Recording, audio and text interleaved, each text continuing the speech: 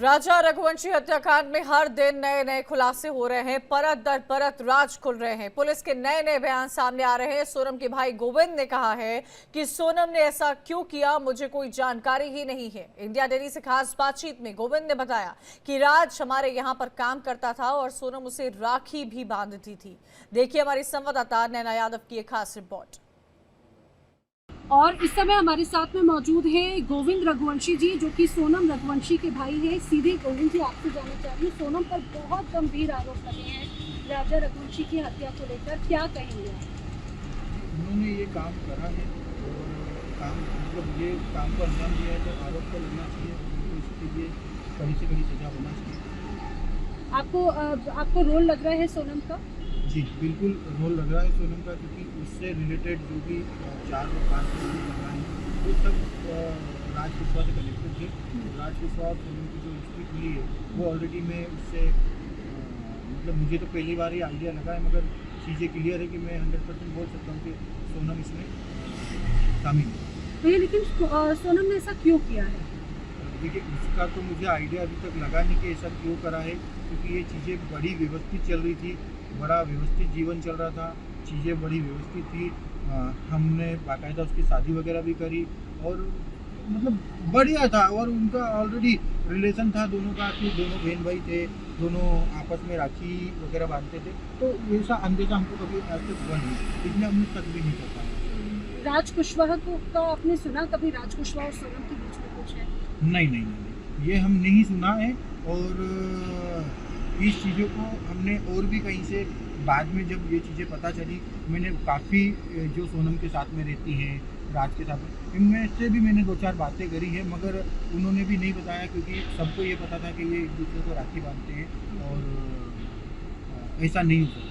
हो सकता है कि पुलिस झूठ बोल रही हो, मीडिया झूठ बोल रही हो, ये भी मेरे पास क्वेश्चन आए थे, मगर ये चीज़ें जैसे क्लियर होती जा रही है वैसे ही हमें आपके सामने राज और सोनम का क्या कनेक्शन है? राज और सोनम का राज कुशवाहा है वो एज ए एम्प्लॉय था, वो भी कंपनी गोडाउन में हमारे रहता था, गोडाउन में वो काम करता था। और सोनम जो है वो पूरा ऑफिस में काम देखती थी, और ऑफिस और गोडाउन की दूरी लगभग 5 से 10 किलोमीटर की लगती थी। तो उनका कोई रोज़ डेली मिलना, उठना बैठना ये भी नहीं होता था। जो भी था टेलीफोनिक कनेक्शन होता था वो भी बिजनेस के लिए।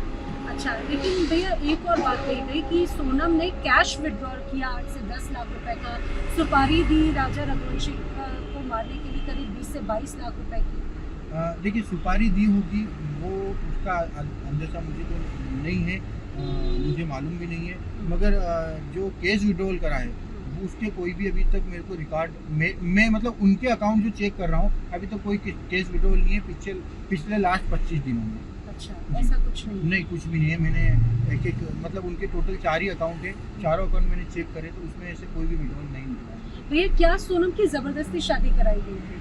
नहीं, इसमें कोई भी ज़बरदस्ती शादी नहीं कराई गई थी, क्योंकि हमने राजी खुशी से करी थी। पहले लड़का देखा हमने, लड़के वाले हम खुद परिवार देखने आए, फिर लड़के वाले आए परिवार देखने, चीज़ें व्यवस्थित हुई, दोनों ने आपस में बात भी करी थी। 2-3 दिन का हमने दोनों को समय भी दिया था, दोनों ने यस करा। उसके बाद में ही चीज़ें आगे प्रोसीड हुई, हमने पंडित जी बुलाए, मुहूर्त निकलाया, तो ये सब चीज़ें व्यवस्थित एक जैसे शादी की प्रथा जो जैसे होती है वो उसी हिसाब से तैयारी हुई थी। और हमने ऑलरेडी शादी की जो शॉपिंग वगैरह है वो सब चीज़ें 2 महीने 3 महीने पहले ही प्लानिंग चालू कर दी थी, और शादी हमने बड़ी धूमधाम से करी दोनों परिवार में। तो इसमें आपको कहीं ऐसा नहीं लगा कि सोनम उदास मन से करे शादी या बिना मन से करे? नहीं, इसमें तो बल्कि राजा रघुवंशी और सोनम रघुवंशी दोनों ने काफ़ी शॉपिंग साथ में भी करी है, काफ़ी जगह साथ में भी घूमे हैं शॉपिंग के लिए। ये ऑलरेडी उनका था, तो मुझे आइडिया नहीं लगा कि ऐसा कुछ है। आपके पास में जब फ़ोन आया, आप जब सोनम से मिले, तो सोनम से आपकी क्या बातचीत हुई इस पूरे घटनाक्रम के बारे में? मेरी उससे 2 मिनट की मुलाकात हुई थी, क्योंकि काफ़ी समय हो चुका था और पुलिस और मीडिया मुझे मिलने नहीं दे पा रही थी। तो 2 मिनट 3 मिनट की जो मुलाकात हुई, इसमें सिर्फ मैंने उनसे कंफर्म करा है कि क्या इस घटना में शामिल वो है। तो उसने मुझे मना करा कि नहीं भैया मैंने नहीं करा, इन लोगों ने उसको मार डाला है, और मारने के बाद मुझे बेहोश करके मतलब उसको ही मार के बेहोश हो गई थी, और उसको ला के और यहाँ छोड़ दिया गया बस।